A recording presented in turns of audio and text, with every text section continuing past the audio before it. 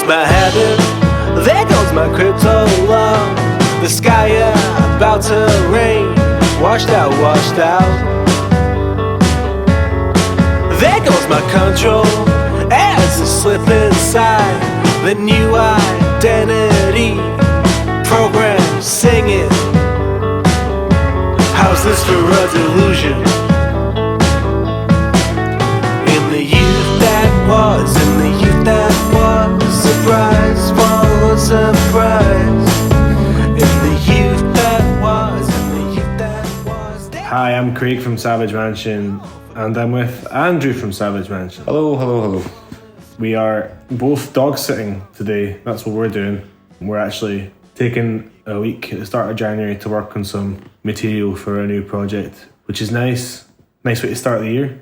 And today we've been out with the dog on what was a dry, frosty day. Lovely, a lovely wee dry frosty day. A dry, frosty day.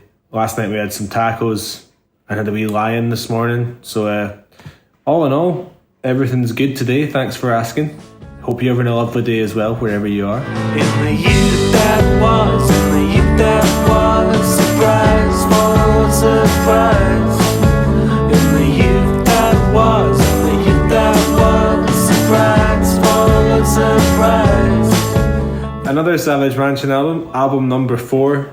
Yet to achieve any album-to-album consistency with the lineup. So another new lineup for this record, which is called The Shakes. We have brought in Adam Forbes, who is playing the keys for us, which is brilliant. Never really played the keyboards before. Stevie Blunder. Stevie Blunder.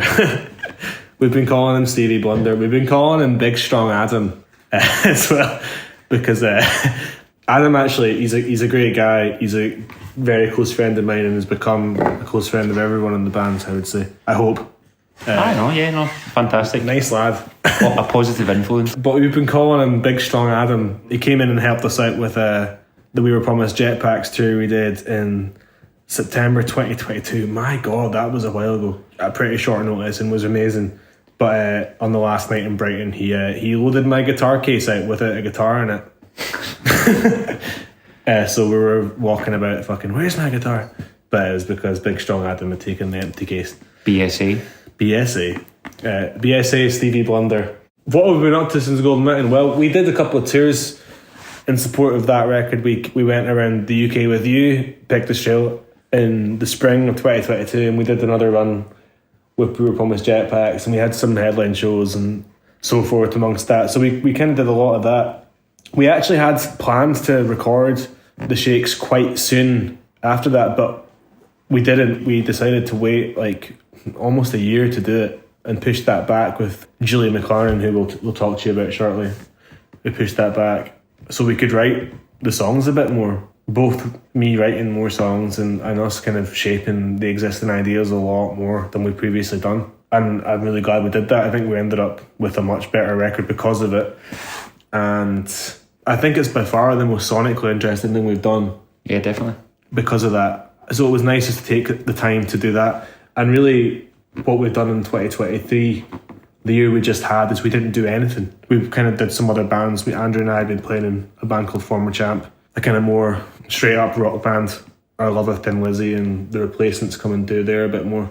And we were doing some shows with Martha Fion as well as part of her live band. But no, we didn't do much Savage Mansion stuff. And I guess we're just nice to have a quiet year, the first kind of quiet year we really had as a band. Because even during COVID, we kind of wrote and recorded the last album, Golden Mountain, Here I Come, really almost intensely throughout that year.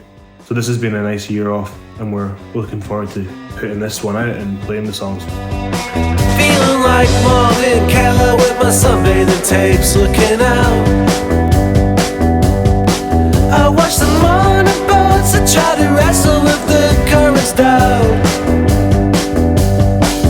The past is another land, the future's another goal.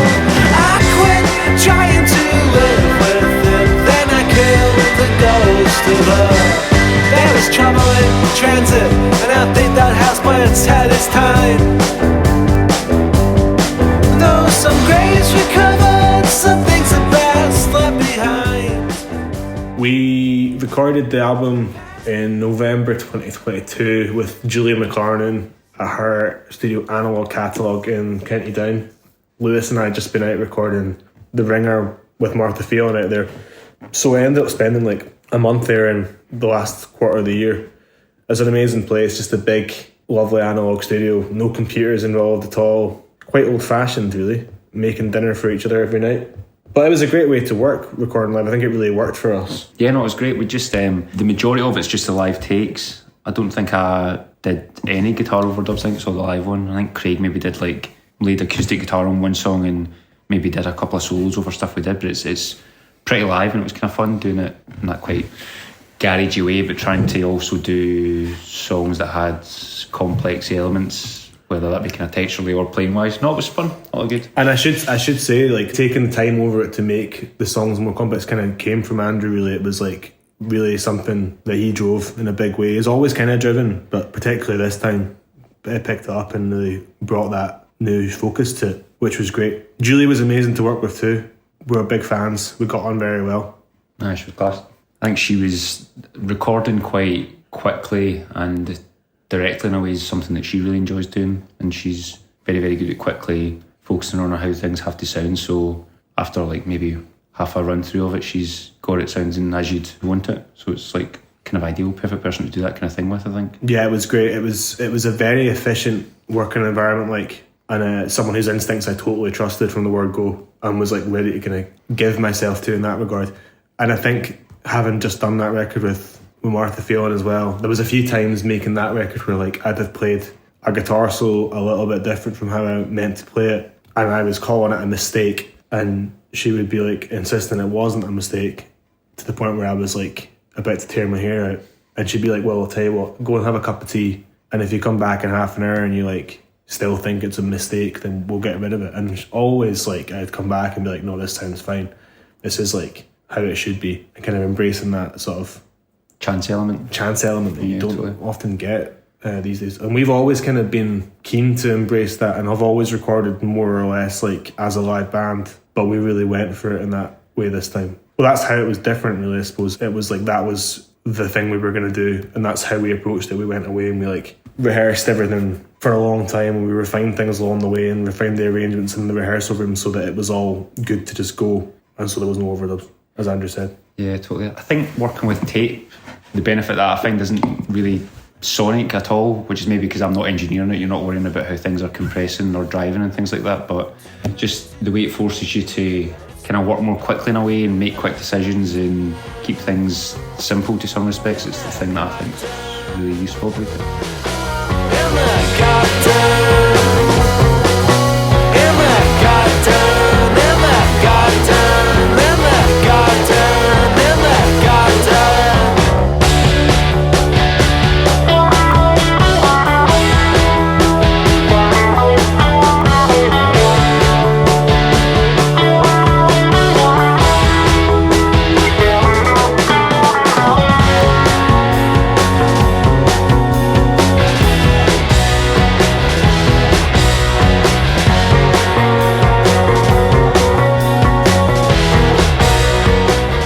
Myths persist. We were playing this one live on the We Were Promised Jetpacks run. I remember playing it in London, and Romeo Taylor had come along to see us, and we sound checked that song, and I remember we came off and he was like, God, yous are actually a funk band now. But you know, I was really happy with the way this one turned out. I think originally I'd imagined a kind of like Sly and the Family Stone records and stuff like that. I was imagining quite a tight early 70s drum sound. The live room at Julie's is quite big and obviously can block stuff off or use room mics, but this one ended up with quite a roomy drum sound, and I actually really like how it's ended up despite being different than I'd imagined going in. Yeah. I think this is a military snare one as well, isn't it? Yeah, maybe it actually. is. Yeah. I know, it was fun doing that kind of thing. Seems history's to blame in a tangle of wine breath. I'm dead, worse than dead. The freedom leads to ashes, scattered where the freedom happened. I'm dead, worse than dead. Strong men lay the forest low, big mouths, ravenous beast. I'm dead, worse worse than dead. I wish that the man Present tense. Really pleased with the sort of groove that Jamie and Lewis were able to get on this one, because it was when Craig first brought it to me to play, it was quite a kind of folky type tune, which obviously it's still got, but it was nice to have Jamie and Lewis just kind of playing against that type of thing. Michael, don't think about it. You have forgotten more than they'll ever know. You're saying that she's older, oh, before her time, but you never know just what goes on. Night School. That's a smashing wee song and all. This is another favourite of mine. I reworked the lyrics a lot. It went through a few different phases of that. And one of the songs that probably benefited most from the extra time we spent on the record, I think it would probably have not made the cut potentially without that time to breathe. And it kind of changed a lot around the time that I brought it to Andrew, because he played me an old... was it Ennio Morricone? It's like an Italian kind of psych record. I don't really know why I recorded it. I don't think it was for a soundtrack, but I think it might even be late 60s, so it sort of feels slightly ahead of the curve in the way it sounds, but it's big kind of heavy, tight sounding drums with a sort of strong groove, but like this kind of Ennio Morricone doing mad sort of Electric Miles Davis period sort of trumpet stuff. But yeah, no, it was just the idea of taking this slower, acoustic, almost kind of bluesy thing that Craig had and try to make it wilder and have a bigger beat like this song, you know, just bring it in line with other stuff. But yeah, no, really happy with the way it turned out. Stevie Wonder plays a little keyboard solo. He certainly does, Jamie's yeah. bass is great, Lewis's drums smashing, fantastic. Here it comes again. Will I ever be free of it? Another party shot to the gods, a tainted love. Love after it's done, love after it's gone. Into the desert, started a call. Love after it's done, love after it's done. Into the desert, started a call. Into the desert, started a call.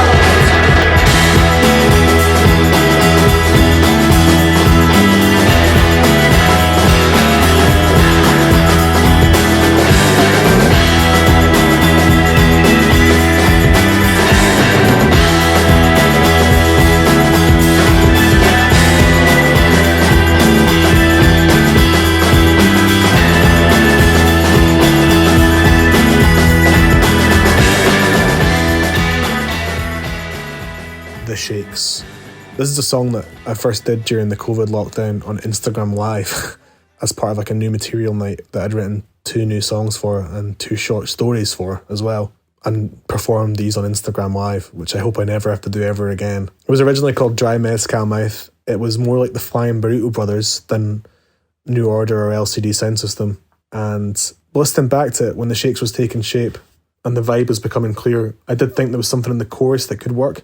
So we reworked it around that sort of more insistent danceable beat, and it became the song quite quickly. The only real change that happened was the lyrics for the verses were rewritten in Ireland. I did them in the vocal booth on the first day, and something didn't sit right. It didn't feel good. And I decided to take the night to work on it, and I sort of rewrote the verses to refer to... the verses now refer to like the films of Arnold Schwarzenegger and John Carpenter's The Thing and Paul Verhoeven's filmography as well. I think it's all quite deliberate. This is a song about someone who's fucked up, is sitting on their couch, meditating on that. And they're sitting on their couch watching Terminator 2.